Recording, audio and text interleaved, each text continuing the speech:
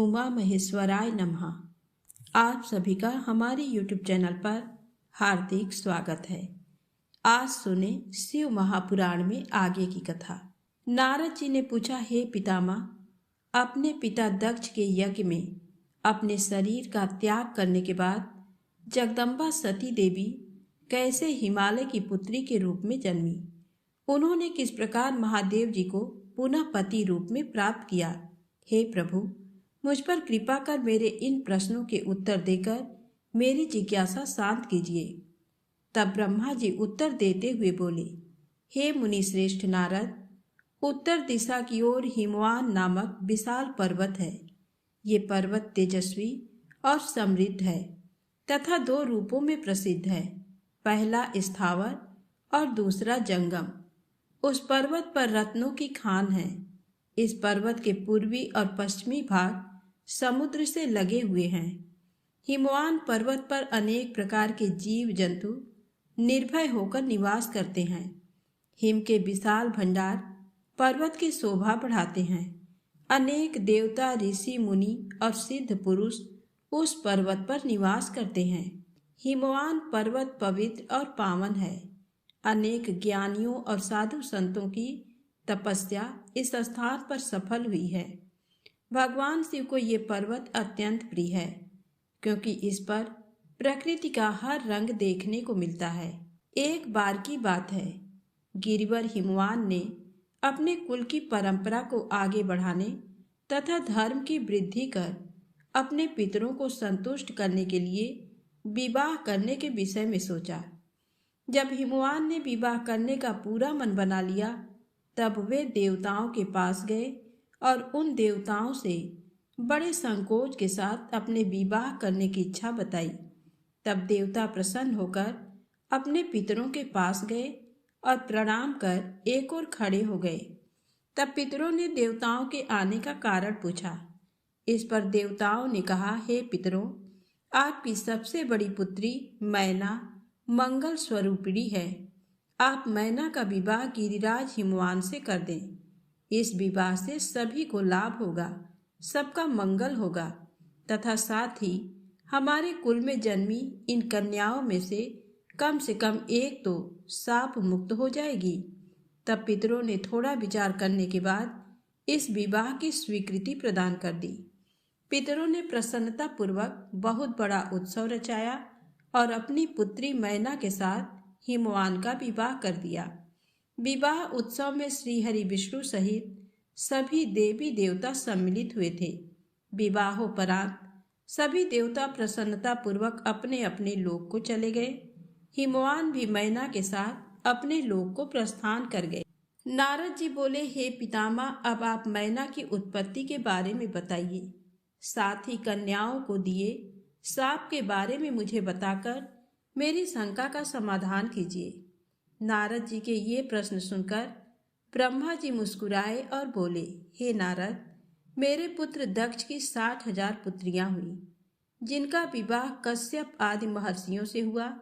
उनमें स्वधा नाम वाली कन्या का विवाह पितरों के साथ हुआ था। उनकी 3 पुत्रियां हुई।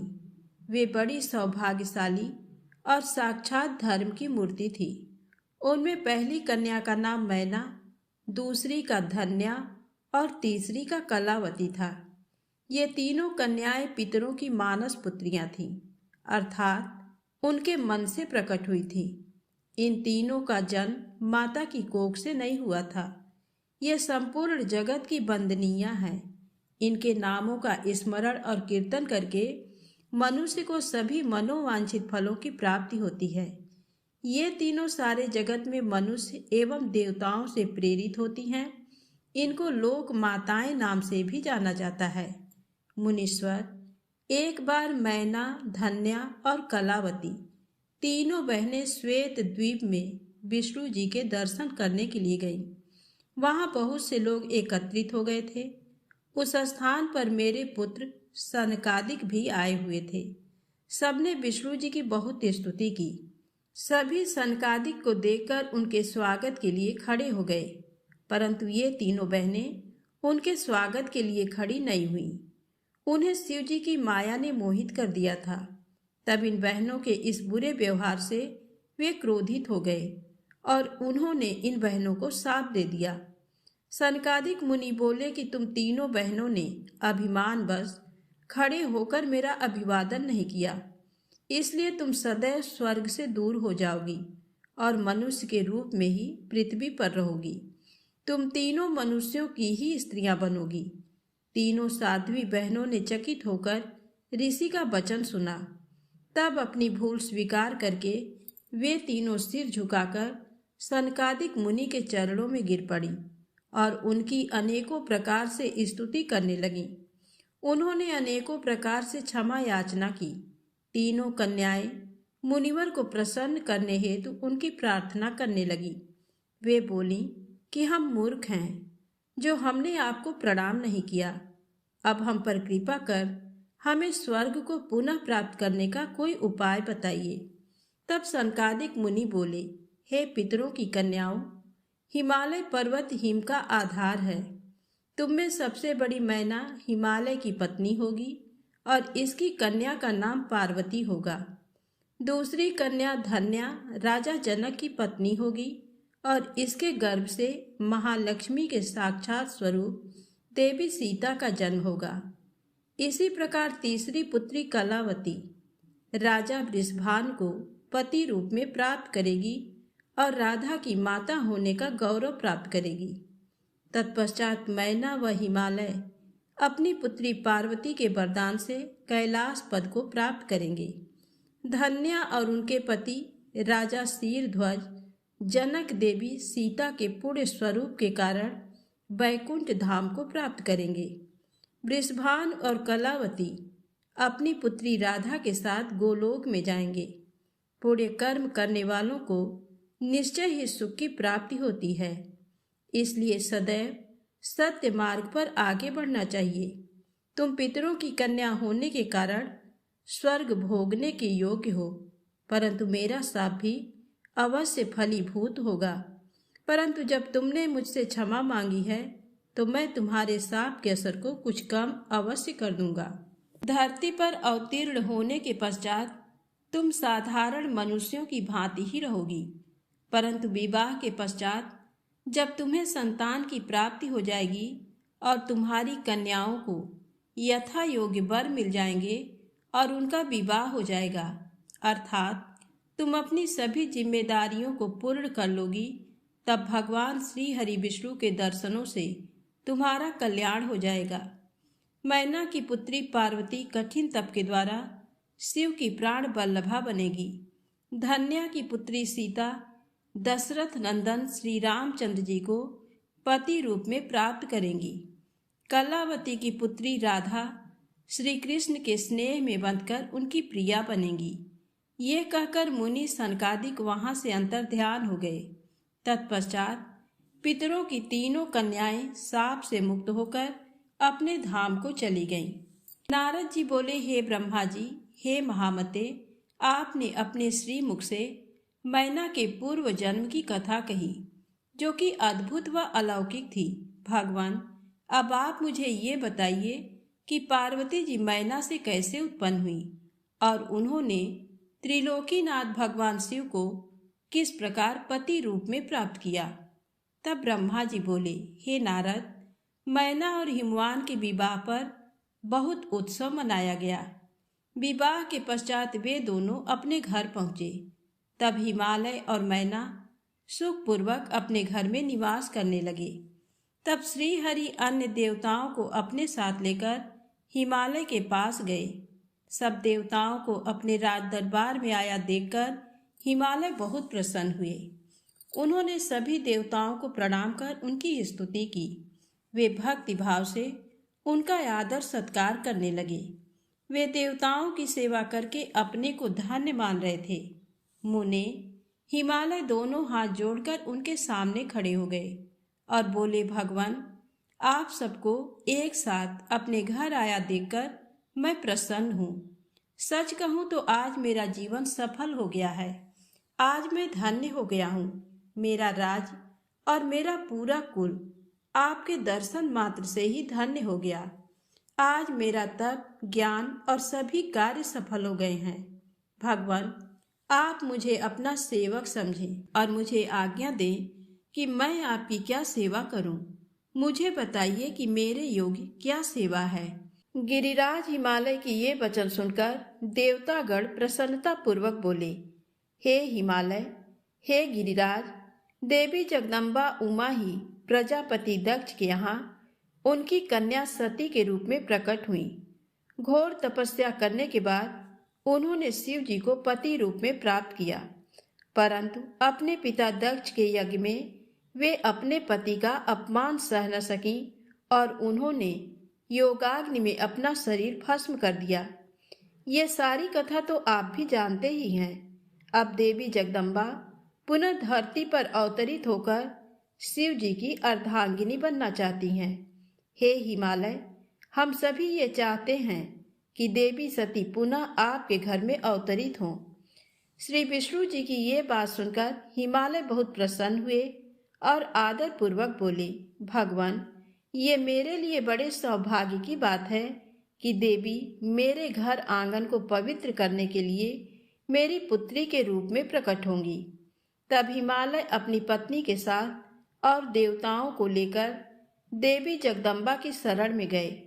उन्होंने देवी का स्मरण किया और श्रद्धा पूर्वक उनकी स्तुति करने लगे। देवता बोले, हे जगदम्बे, हे उमे, हे शिवलोक में निवास करने वाली देवी, हे दुर्गे, हे महेश्वरी, हम सब आपको भक्ति पूर्वक नमस्कार करते हैं। आप परम कल्याणकारी हैं। आप पावन और शांति स्वरूप आदि शक्ति हैं। आप ही परम ज्ञानमयी शिव प्रिया जगदम्बा हैं। आप इस संसार में हर जगह व्याप्त हैं। सूर्य की तेजस्वी किरण आप ही हैं। आप ही अपने तेज से इस संसार को प्रकाशित करती हैं। आप ही जगत का पालन करती हैं। आप ही गायत्री, सावित्री और सरस्वती हैं। आप धर्म स्वरूपा और वेदों की ज्ञाता हैं। आप ही प्यास और आप ही तृप्ति हैं। आपकी पुण्य भक्ति भक्तों को निर्मल आनंद प्रदान करती है। आप ही पुण्यात्माओं के घर में लक्ष्मी के रूप में और पापियों के घर में दरिद्रता और निर्धनता बनकर निवास करती हैं। आपके दर्शनों से शांति प्राप्त होती है। आप ही प्राणियों का पोषण करती हैं तथा पंचभूतों के सार तत्व से तत्व स्वरूपा हैं। आप ही नीति हैं और साम वेद की गीति हैं। आप ही ऋग्वेद और अथर्ववेद की गति हैं। आप ही मनुष्यों के नाक, कान, आँख, मुंह और हृदय में विराजमान होकर उनके घर में सुखों का विस्तार करती हैं। हे देवी जगदम्बा, इस संपूर्ण जगत के कल्याण एवं पालन के लिए हमारी पूजा स्वीकार करके आप हम पर प्रसन्न हो। इस प्रकार जगत जननी सती साध्वी देवी जगदम्बा उमा की अनेकों बार स्तुति करके सभी देवता उनके साक्षात दर्शनों के लिए दोनों हाथ जोड़कर खड़े हो गए। ब्रह्मा जी बोले, हे नारद, देवताओं के द्वारा की गई स्तुति से प्रसन्न होकर दुखों का नाश करने वाली जगदम्बा देवी दुर्गा उनके सामने प्रकट हो गई। वे अपने दिव्य रत्न जड़ित रथ पर बैठी हुई थीं। उनका मुख करोड़ों सूर्य के तेज के समान चमक रहा था। उनका गौर वर्ण दूध के समान उज्जवल था। उनका रूप अतुल्य था। रूप में उनकी तुलना किसी से नहीं की जा सकती थी। वे सभी गुणों से युक्त थीं। दुष्टों का संहार करने के कारण वे ही चंडी कहलाती हैं। वे अपने भक्तों के सभी दुखों और पीड़ाओं का निवारण करती हैं। देवी जगदम्बा पूरे संसार की माता हैं। वे ही प्रलय काल में समस्त दुष्टों को उनके बंधु बांधवों सहित घोर निद्रा में सुला देती हैं। वही देवी उमा इस संसार का उद्धार करती हैं। उनके मुख मंडल का तेज अद्भुत है। इस तेज के कारण उनकी ओर देख पाना भी संभव नहीं है। तब उनके अमृत दर्शनों की इच्छा लेकर श्री हरि सहित सभी ने स्तुति की। तब उनके अमृतमय स्वरूप को देखा। उनके अद्भुत स्वरूप के दर्शनों से सभी देवता आनंदित होकर बोले, हे महादेवी, हे जगदम्बा, हम आपके दास हैं। आपकी शरण में हम बहुत आशा से आए हैं। कृपा करके हमारे आने के उद्देश्य को समझकर हमारे मनोरथ को पूर्ण कीजिए। हे देवी, पहले आप प्रजापति दक्ष की कन्या के रूप में प्रकट होकर रुद्रदेव की पत्नी बनी और ब्रह्मा जी व अन्य देवताओं के दुखों को दूर किया। अपने पिता के यज्ञ में अपने पति का अपमान देखकर स्वेच्छा से अपने शरीर का त्याग कर दिया। इससे रुद्रदेव बड़े दुखी हैं। वे अत्यंत शोकाकुल हो गए हैं। साथ ही आपके यहाँ चले आने से देवताओं की जो इच्छा थी वह भी अधूरी रह गई है। इसलिए हे जगदम्बिके, आप पृथ्वी लोक पर पुनः अवतार लेकर रुद्रदेव को पति रूप में पाइए, ताकि इस लोक का कल्याण हो सके और सनत कुमार मुनि का कथन भी पूर्ण हो सके। हे भगवती, आप हम सब पर ऐसी ही कृपा करें ताकि हम सभी प्रसन्न हो जाएं तथा महादेव जी भी पुनः सुखी हो जाएं, क्योंकि आपसे वियोग होने के कारण वे अत्यंत दुखी हैं। कृपा करके हमारे सभी कष्टों और दुखों को दूर करें। हे नारद, ऐसा कहकर सभी देवता पुनः भगवती की आराधना करने लगे। तत्पश्चात हाथ जोड़कर चुपचाप खड़े हो गए। तब उनकी अनन्य स्तुति से देवी उमा को बहुत प्रसन्नता हुई। तब देवी शिव जी का स्मरण करते हुए बोली, हे हरे, हे ब्रह्मा जी तथा समस्त देवताओं और ऋषि मुनियों, मैं तुम्हारी आराधना से बहुत प्रसन्न हूँ। अब तुम सभी अपने अपने निवास स्थानों पर जाओ और सुखपूर्वक वहाँ पर निवास करो। मैं निश्चय ही अवतार लेकर हिमालय मैना की पुत्री के रूप में प्रकट होंगी, क्योंकि मैं अच्छे से जानती हूँ कि जब से मैंने दक्ष के यज्ञ की अग्नि में अपना शरीर त्यागा है, तब से मेरे पति त्रिलोकीनाथ महादेव जी भी निरंतर कालाग्नि में जल रहे हैं। उन्हें हर समय मेरी ही चिंता रहती है। वे हर समय ये सोचते हैं कि उनके क्रोध के कारण ही मैं उनका अपमान देकर वापस नहीं आई और मैंने वहीं अपना शरीर त्याग दिया। यही कारण है कि उन्होंने अलौकिक वेश धारण कर लिया है और सदैव योग में ही लीन रहते हैं। अपनी प्राण प्रिया का वियोग वे सहन नहीं कर सके हैं, इसलिए उनकी भी यही इच्छा है कि मैं पुनः पृथ्वी पर अवतीर्ण हो जाऊं, ताकि हमारा मिलन पुनः संभव हो सके। महादेव जी की इच्छा मेरे लिए सदैव सर्वोपरि है, अतः मैं अवश्य ही हिमालय मैना की पुत्री के रूप में अवतार लूंगी। इस प्रकार देवताओं को बहुत आश्वासन देकर देवी जगदम्बा वहां से अंतर्धान हो गई। तत्पश्चात श्री हरि व अन्य देवताओं का मन प्रसन्नता और हर्ष से खिल उठा। वे उस स्थान को जहां देवी ने दर्शन दिए थे अनेकों बार नमस्कार कर अपने अपने धाम को चले गए। नारद जी ने पूछा, हे विधाता, देवी के अंतर्धान होने के बाद जब सभी देवता अपने अपने धाम को चले गए तब आगे क्या हुआ? हे भगवान, कृपा करके मुझे आगे की कथा भी सुनाइए। तब ब्रह्मा जी बोले, हे मुनि श्रेष्ठ नारद, जब देवी जगदम्बा वहां सभी देवताओं और हिमालय को आश्वासन देकर अपने लोक को चली गई, तब श्री हरि विष्णु ने मैना और हिमालय को देवी जगदम्बा को प्रसन्न करने के लिए उनकी स्तुति करने के लिए कहा। साथ ही देवी का भक्ति पूर्वक चिंतन करने और उनकी भक्ति भावना से तपस्या करने का उपदेश देकर सभी देवताओं सहित विष्णु जी भी अपने वैकुंठ लोक को चले गए। तत्पश्चात मैना और हिमालय दोनों सदैव देवी जगदम्बा के अमृतमयी और कल्याणमयी स्वरूप का चिंतन करते और उनकी आराधना में ही मग्न रहते थे। मैना देवी की कृपा दृष्टि पाने के लिए शिव जी सहित उनकी आराधना करती थी। वे ब्राह्मणों को दान देती और उन्हें भोजन कराती थी। मन में देवी दुर्गा को पुत्री रूप में पाने की इच्छा लिए हिमालय और मैना ने चैत्र मास से आरंभ कर 27 वर्षों तक देवी की पूजा अर्चना नियमित रूप से की। मैना अष्टमी तिथि व्रत रखकर नवमी को लड्डू, खीर, पीठी, श्रृंगार और विभिन्न प्रकार के पुष्पों से उन्हें प्रसन्न करने का प्रयास करती। उन्होंने गंगा के किनारे दुर्गा देवी की मूर्ति बना रखी थी। वे सदैव उसकी नियम से पूजा करती थीं। मैना देवी की निराहार रहकर पूजा करती, कभी जल पीकर, कभी हवा से ही व्रत को पूरा करती। 27 वर्षों तक नियम पूर्वक भक्ति भावना से जगदम्बा दुर्गा की आराधना करने के पश्चात वे प्रसन्न हो गईं। तब देवी जगदम्बा ने मैना और हिमालय को अपने साक्षात दर्शन दिए।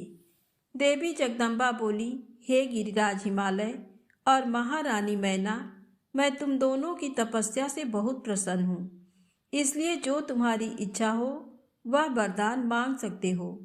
हे हिमालय प्रिया मैना, तुम्हारी तपस्या और व्रत से मुझे बड़ी प्रसन्नता हुई है, इसलिए मैं तुम्हें मनोवांछित फल प्रदान करूंगी। सो जो इच्छा हो कहो। तब मैना देवी दुर्गा को भक्ति भावना से प्रणाम करके बोली, देवी जगदम्बिके, आपके प्रत्यक्ष दर्शन करके मैं धन्य हो गई। हे देवी, मैं आपके स्वरूप को प्रणाम करती हूँ। हे माते, हम पर प्रसन्न होइए। मैना के वचनों को सुनकर देवी दुर्गा को बहुत संतोष हुआ और उन्होंने मैना को गले से लगा लिया। देवी के गले लगते ही मैना को ज्ञान की प्राप्ति हो गई।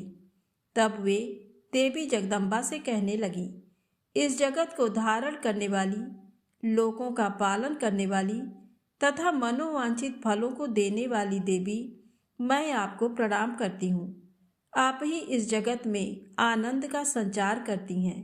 आप ही माया हैं, आप ही योग निद्रा हैं। आप अपने भक्तों के शोक और दुखों को दूर करती हैं। आप ही अपने भक्तों को अज्ञानता के अंधेरों से निकालकर उन्हें ज्ञान रूपी तेज प्रदान करती हैं। भला मैं तुच्छ स्त्री कैसे आपकी महिमा का वर्णन कर सकती हूँ। आप आकार रहित तथा अदृश्य हैं। आप शाश्वत शक्ति हैं। आप परम योगिनी हैं और इच्छानुसार नारी रूप में धरती पर अवतार लेती हैं। आप ही पृथ्वी लोक पर चारों ओर फैली प्रकृति हैं। ब्रह्म के स्वरूप को अपने वश में करने वाली विद्या आप ही हैं। हे जगदम्बा माता, आप मुझ पर प्रसन्न होइए।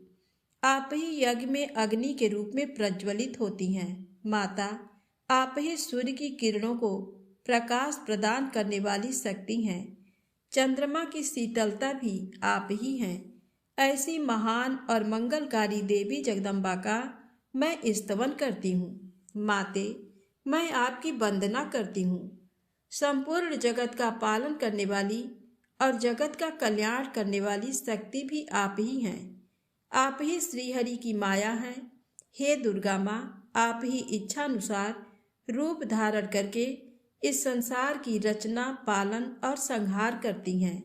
हे देवी, मैं आपको नमस्कार करती हूँ। कृपा करके हम पर प्रसन्न होइए। ब्रह्मा जी बोले, हे नारद, मैना द्वारा भक्ति भाव से की गई स्तुति को सुनकर देवी बोली कि मैना, तुम अपना मनोवांछित वर मांग लो। तुम्हारे द्वारा मांगी गई वस्तु मैं अवश्य प्रदान करूंगी। मेरे लिए कोई भी वस्तु अदेय नहीं है। देवी जगदम्बा के इन वचनों को सुनकर मैना बहुत खुश हुई और बोली, हे शिवे, आपकी जय हो। हे जगदम्बिके, आप ही ज्ञान प्रदान करती हैं। आप ही सबको मनोवांछित वस्तु प्रदान करती हैं। हे देवी, मैं आपसे वरदान मांगती हूँ। हे माते, आप मुझे 100 पुत्र प्रदान करें, जो बलशाली और पराक्रमी हो, जिनकी आयु लंबी हो। तत्पश्चात मेरी एक पुत्री हो, जो साक्षात आपका ही रूप हो। हे देवी, आप सारे संसार में पूजित हैं तथा सभी गुणों से संपन्न और आनंद देने वाली हैं। हे माता, आप ही सभी कार्यों की सिद्धि करने वाली हैं। हे भगवती, देवताओं के कार्यों को पूरा करने के लिए आप रुद्रदेव की पत्नी होइए और इस संसार को अपनी कृपा से कृतार्थ करने के लिए मेरी पुत्री बनकर जन्म लीजिए। मैना के कहे वचनों को सुनकर देवी भगवती मुस्कुराने लगी। तब सबके मनोरथों को पूर्ण करने वाली देवी मुस्कुराते हुए बोली, मैना, मैं तुम्हारी भक्ति भाव से की गई तपस्या से बहुत प्रसन्न हूँ। मैं तुम्हारे द्वारा मांगे गए वरदानों को अवश्य ही पूर्ण करूंगी।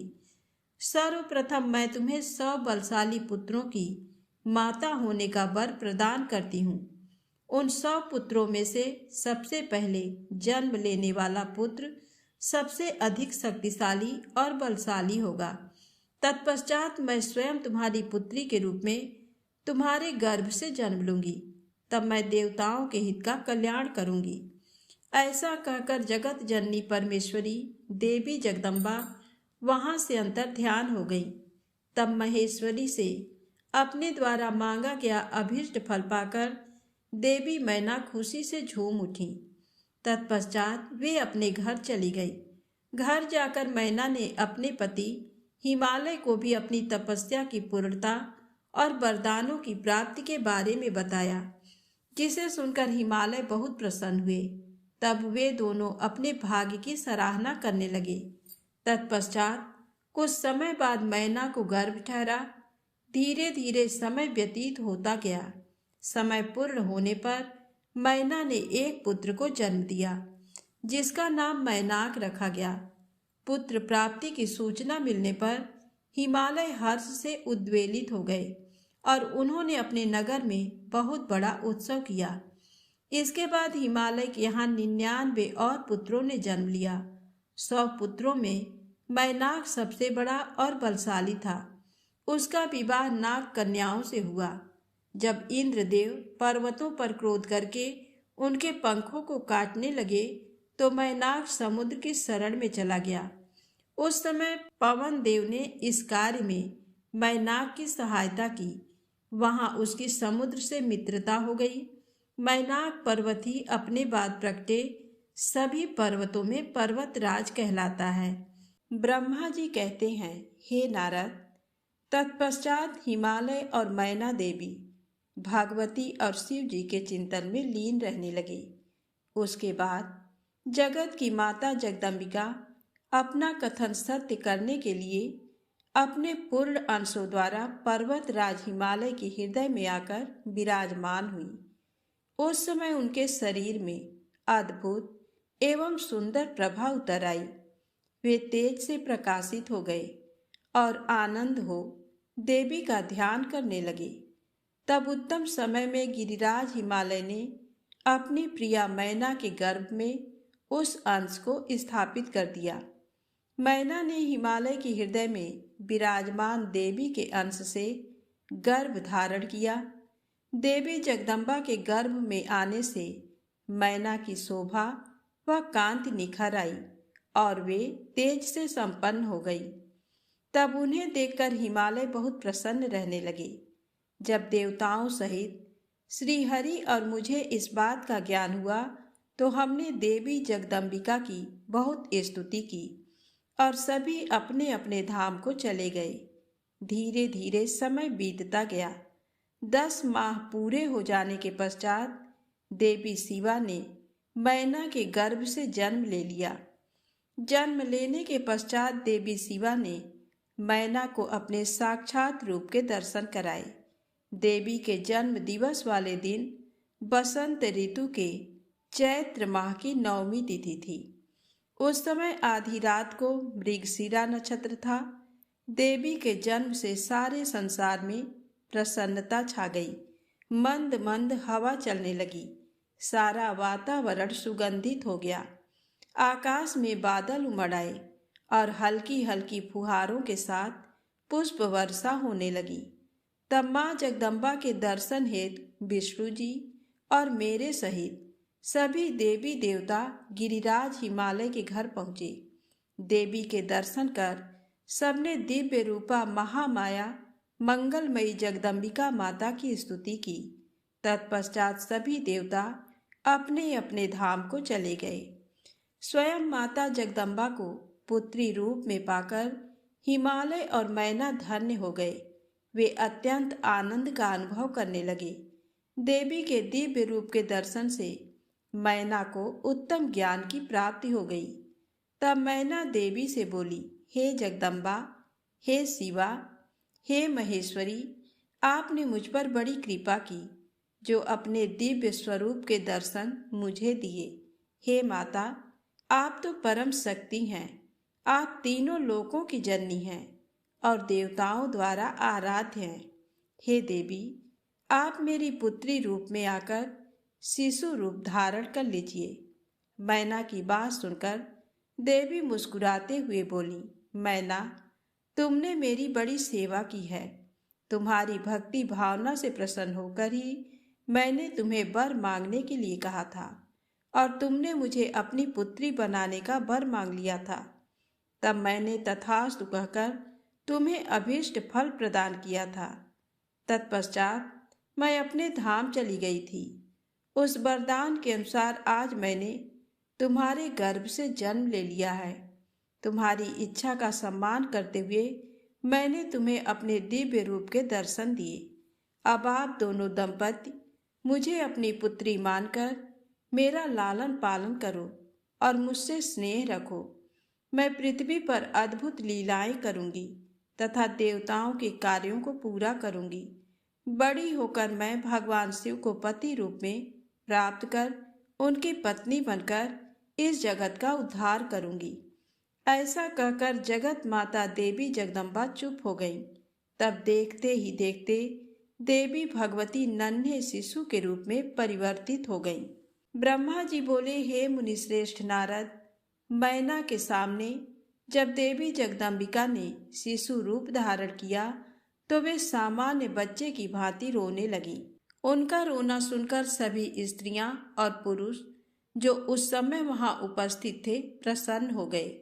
उस श्याम कांति वाली नील कमल के समान शोभित उस परम तेजस्वी सुंदर कन्या को देखकर गिरिराज हिमालय बहुत प्रसन्न हुए। तब शुभ मुहूर्त में हिमालय ने अपनी पुत्री का नाम रखने के बारे में सोचा। उस समय मैना और हिमालय बहुत प्रसन्न थे। तब देवी के गुणों और सुशीलता को देखकर उनका नाम पार्वती रखा गया। चंद्रमा की कला की तरह हिमालय पुत्री धीरे धीरे बड़ी होने लगी।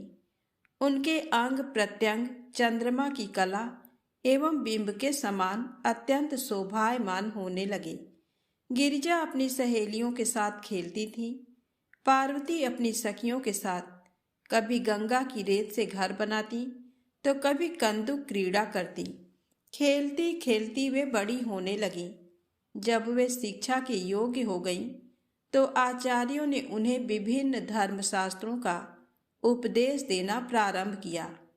उससे उन्हें अपने पूर्व जन्म की सभी बातें स्मरण हो आईं। मुने, इस प्रकार मैंने शिवा की लीला का वर्णन तुमसे किया है। एक समय की बात है, तुम शिव लीला से प्रेरित होकर हिमालय के घर गए। हे नारद, तुम शिव तत्व के ज्ञाता हो और उनकी विभिन्न लीलाओं को समझते हो। तुम्हें आया हुआ देखकर हिमालय मैना ने तुम्हें प्रसन्नता पूर्वक नमस्कार किया तथा खूब आदर सत्कार किया। तत्पश्चात हिमालय ने अपनी पुत्री पार्वती को बुलाया और उससे तुम्हारे चरणों में प्रणाम कराया। फिर स्वयं भी बार बार नमस्कार करने लगे और बोले, हे मुनियों में श्रेष्ठ नारद, हे ब्रह्मा पुत्र नारद, आप परम ज्ञानी हैं। आप सदैव सबका उपकार करते हैं। आप भूत भविष्य और वर्तमान जानते हैं। आप परोपकारी और दयालु हैं। कृपया मेरी कन्या का भाग्य बताएं और मुझे ये भी बताएं कि मेरी बेटी किसकी सौभाग्यवती पत्नी होगी। नारद, हिमालय के ऐसे प्रश्न सुनकर तुमने पार्वती का हाथ देखा और उसके मुखमंडल को देखकर कहना शुरू किया, हे गिरिराज और मैना, आपकी ये पुत्री चंद्रमा की कला की तरह शोभित हो रही है। ये समस्त शुभ लक्षणों से युक्त है। इसका भाग्य बड़ा प्रबल है। ये अपने पति के लिए सुखदायिनी होगी। साथ ही अपने माता पिता के यश और कीर्ति को बढ़ाएगी। ये परम साध्वी और संसार की स्त्रियों में सर्वश्रेष्ठ होगी। इसका पति योगी, नग्न, निर्गुण, काम वासना से रहित, माता पिताहीन, स्वाभिमान से रहित, पवित्र एवं साधु वेशधारी होगा। इस बात को सुनकर मैना और हिमालय दोनों दुखी हो गए। पार्वती देवी सोचने लगी कि मुनि नारद की बात हमेशा सत्य होती है। जो लक्षण नारद जी ने बताए हैं वे सभी तो शिव जी में विद्यमान हैं। भगवान शिव को अपना भावी पति मानकर पार्वती मन ही मन हर्ष से खिल उठी और शिव जी के चरणों का चिंतन करने लगी। तब हिमालय बड़े दुखी स्वर से बोले कि हे नारद, अपनी पुत्री के भावी पति के विषय में जानकर मैं बहुत दुखी हूँ। आप कृपया मेरी पुत्री को बचाने का कोई मार्ग सुझाएं।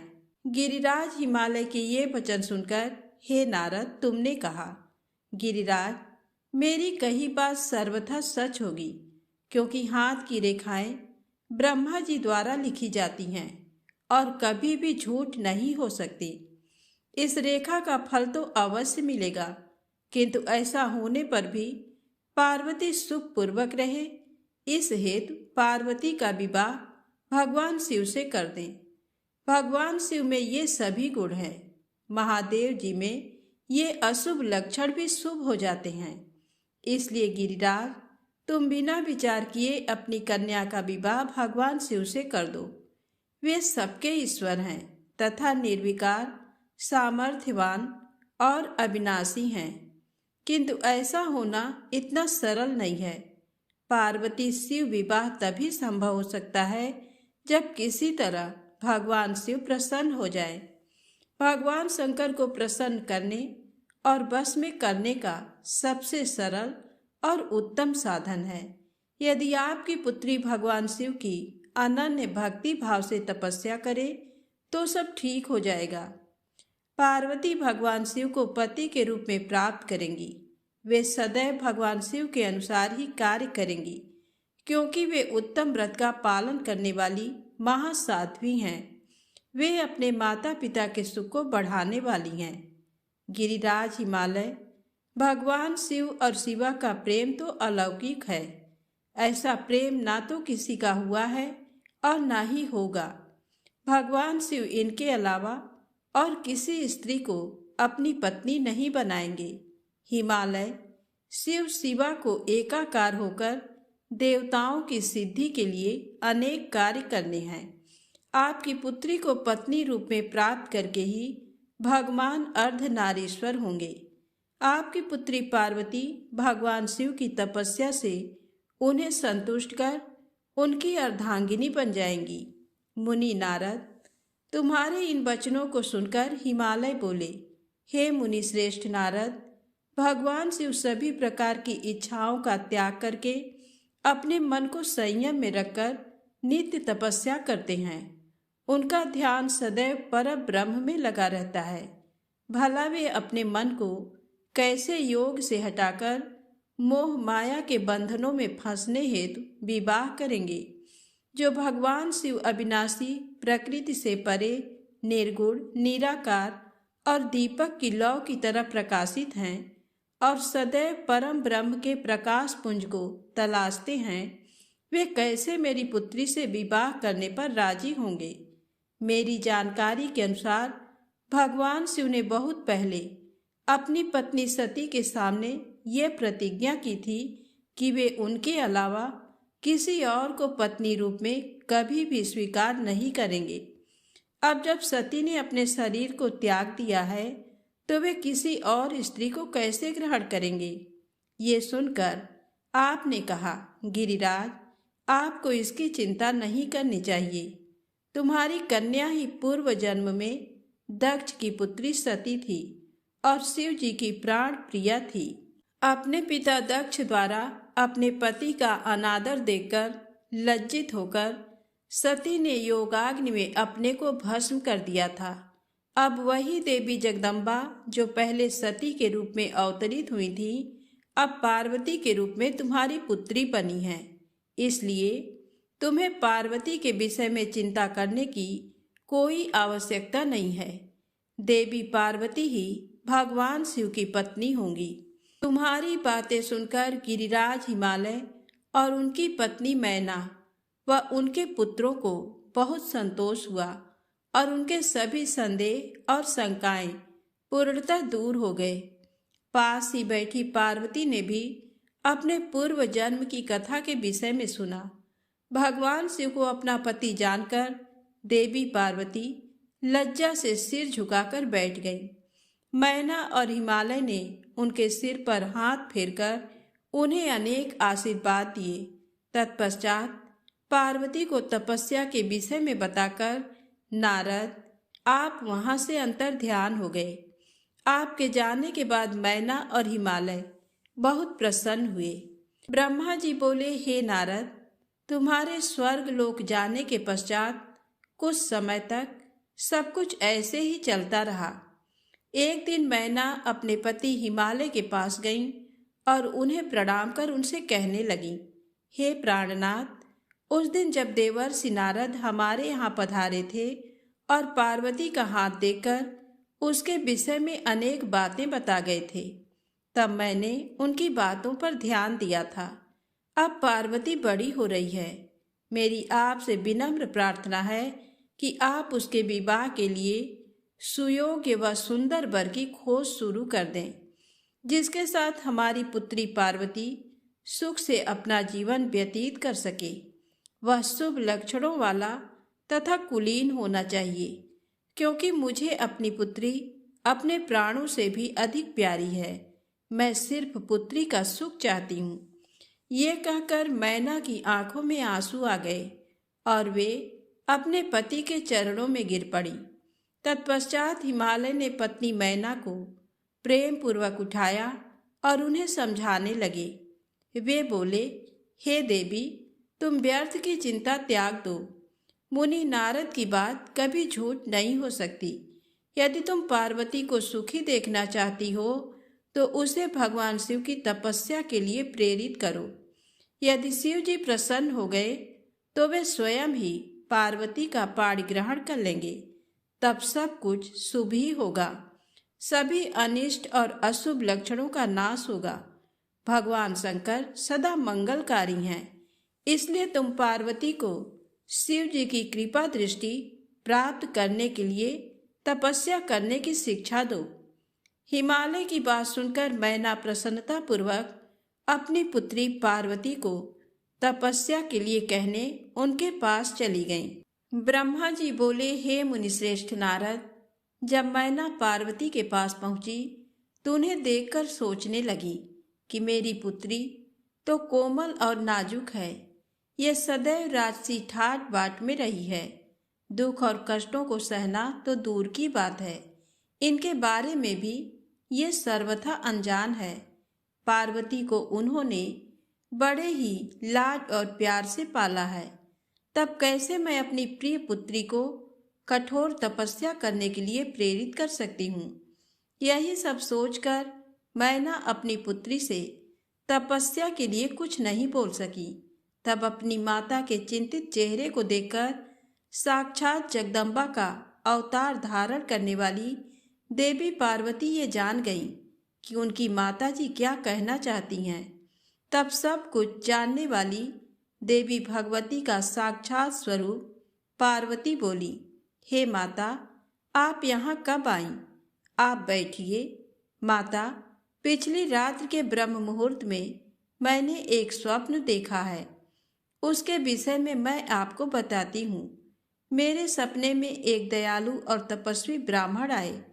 जब मैंने उन्हें हाथ जोड़कर नमस्कार किया तो वे मुस्कुराते हुए बोले कि तुम अवश्य ही भगवान शिव शंकर की प्राण वल्लभा बनोगी, इसलिए उन्हें प्रसन्न करने के लिए उनकी प्रेम पूर्वक तपस्या करो। ये सुनकर मैना ने अपनी पुत्री के सिर पर प्रेम से हाथ फेरा और अपने पति हिमालय को वहां बुलाया। हिमालय के आने पर मैना ने पार्वती के सपने के बारे में उनको बताया।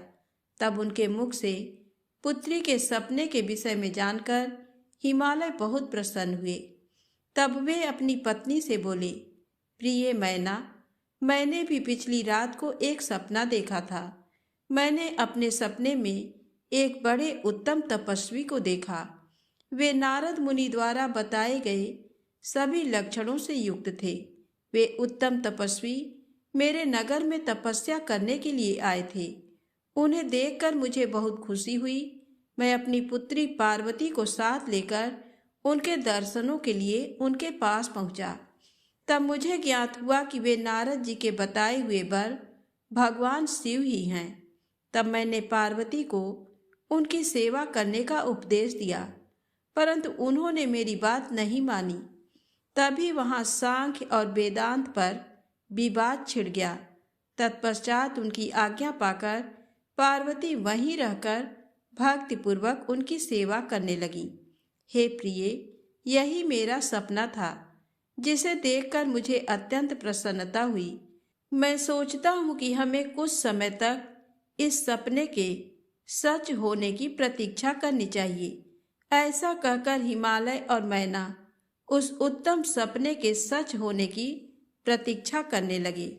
ब्रह्मा जी बोले, नारद, भगवान शिव का यश परम पावन, मंगलकारी, भक्तिवर्धक और उत्तम है। दक्ष यज्ञ से वे अपने निवास कैलाश पर्वत पर वापस आ गए थे। वहां आकर भगवान शिव अपनी पत्नी सती के वियोग से बहुत दुखी थे। उनका मन देवी सती का स्मरण कर रहा था और वे उन्हें याद करके व्याकुल हो रहे थे। तब उन्होंने अपने सभी गणों को वहां पर बुलाया और उनसे देवी सती के गुणों और उनकी सुशीलता का वर्णन करने लगे। फिर गृहस्थ धर्म को त्याग कर वे कुछ समय तक सभी लोकों में सती को खोजते हुए घूमते रहे। इसके बाद वापस कैलाश पर्वत पर आ गए, क्योंकि उन्हें कहीं भी सती का दर्शन नहीं हो सका था। तब अपने मन को एकाग्र करके वे समाधि में बैठ गए। भगवान शिव इसी प्रकार बहुत लंबे समय तक समाधि लगाकर बैठे रहे। असंख्य वर्ष बीत गए। समाधि के परिश्रम के कारण उनके मस्तक से पसीने की बूंद पृथ्वी पर गिरी और वह बूंद एक शिशु में परिवर्तित हो गई। उस बालक का रंग लाल था, उसकी 4 भुजाएं थी, उसका रूप मनोहर था। वह बालक दिव्य तेज से संपन्न अनोखी शोभा पा रहा था। वह प्रकट होते ही रोने लगा। उसे देखकर संसारी मनुष्यों की भांति शिव जी उसके पालन पोषण का विचार करके व्याकुल हो गए। उसी समय डरी हुई एक सुंदर स्त्री वहां आई। उसने उस बालक को अपनी गोद में उठा लिया और उसका मुख चूमने लगी। तब उन्होंने उसे दूध पिलाकर उस बालक के रोने को शांत किया। फिर वह उसे खिलाने लगी। वह स्त्री और कोई नहीं, स्वयं पृथ्वी माता थी। संसार की सृष्टि करने वाले, सब कुछ जानने वाले महादेव जी ये देखकर हंसने लगे। वह पृथ्वी को पहचान चुके थे। वे पृथ्वी से बोले, हे धरणी, तुम इस पुत्र को प्रेम पूर्वक पालन करो। ये शिशु मेरे पसीने की बूंद से प्रकट हुआ है। हे वसुधा, यद्यपि ये बालक मेरे पसीने से उत्पन्न हुआ है, परंतु इस जगत में ये तुम्हारे ही पुत्र के रूप में जाना जाएगा। ये परम गुणवान और भूमि देने वाला होगा। ये मुझे भी सुख देने वाला होगा। हे देवी, तुम इसका धारण करो। नारद, ये कहकर भगवान शिव चुप हो गए। उनका दुखी हृदय थोड़ा शांत हो गया था। उधर शिव जी की आज्ञा का पालन करते हुए पृथ्वी अपने पुत्र को साथ लेकर अपने निवास स्थान पर चली गई। बड़ा होकर ये बालक भौम नाम से प्रसिद्ध हुआ। युवा होने पर भौम काशी गया। वहां उसने बहुत लंबे समय तक भगवान शिव की सेवा आराधना की। तब भगवान शंकर की कृपा दृष्टि पाकर भूमि पुत्र भौम दिव्य लोक को चले गए। आज की कथा यही समाप्त होती है। प्रेम से बोलें, शंकर भगवान गौरी माता की जय हो।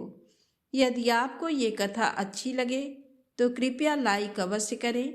कमेंट्स में ओम नमः शिवाय जरूर लिखें। जय माता दी, जय भोलेनाथ।